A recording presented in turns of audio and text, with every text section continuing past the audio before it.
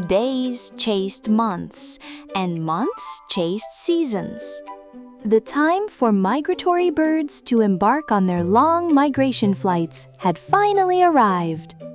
Geeses, flamingos, swallows, pelicans, and storks had already begun making preparations for their long journey.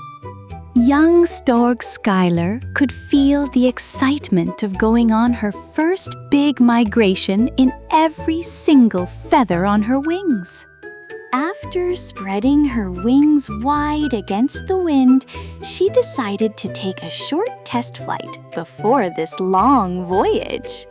She would fly as far as the mysterious park in the distance, adorned with magnificent pink-flowered trees. This short flight would both refresh her self-confidence before her first big adventures and allow her to see those pink flowers up close, which she had been watching from afar with great curiosity for days.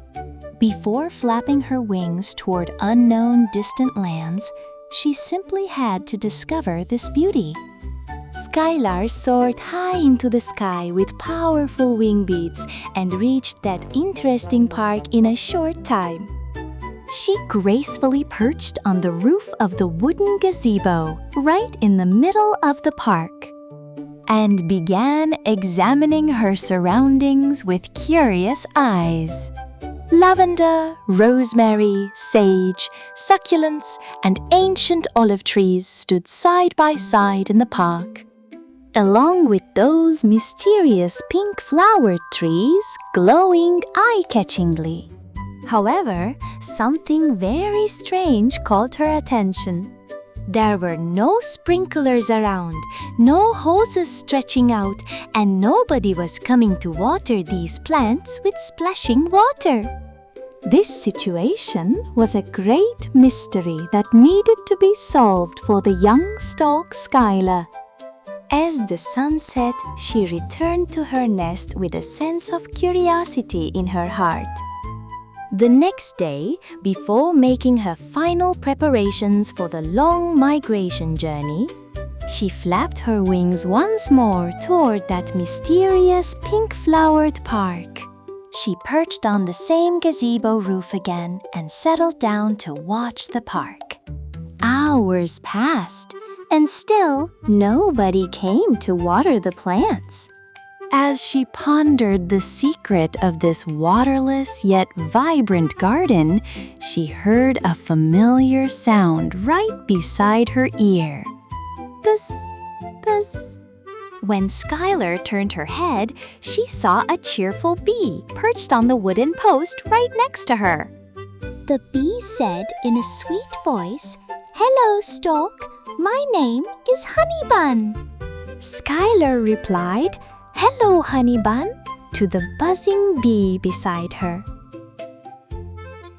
Honeybun waited for a moment. Stork Skylar said hello and continued to watch the garden intently.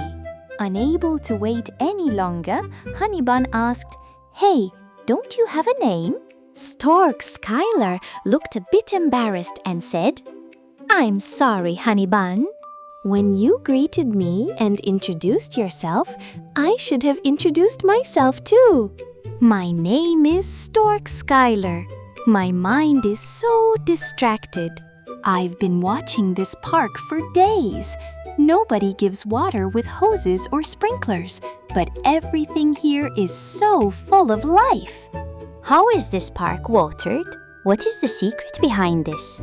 Bee Honeybun fluttered her wings cheerfully and replied, "This isn't an ordinary park, my stork friend. This is an Arid Garden, a xeriscape botanical garden. They practice water-wise landscaping here. That means they choose smart plants that don't need excessive watering and can survive on natural rainwater alone. The surface of the soil is covered with mulch so that the sun doesn't evaporate the water.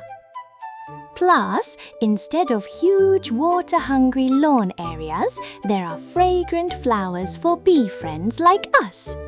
Lawns are terrifying and foodless places for us, but this arid garden is like a grand banquet feast.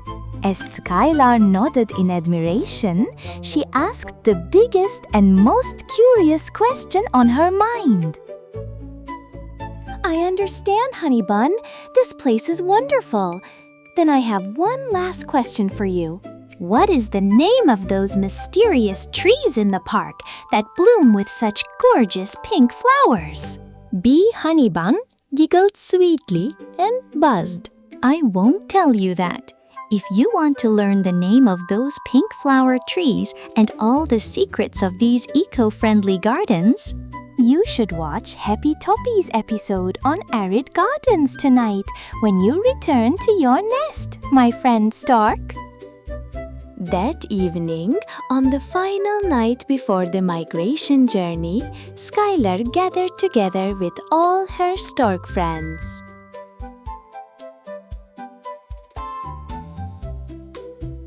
Together, they curiously opened and watched Happy Toppy's entertaining episode about Arid Gardens. Come on, let's go to a park.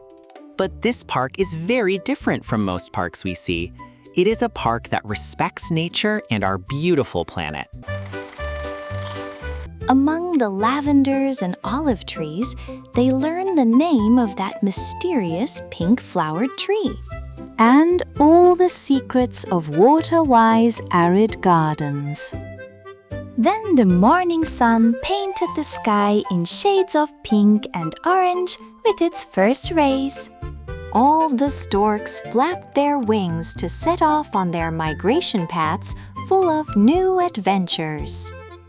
Skylar took her place in the sky with the new knowledge she had learned.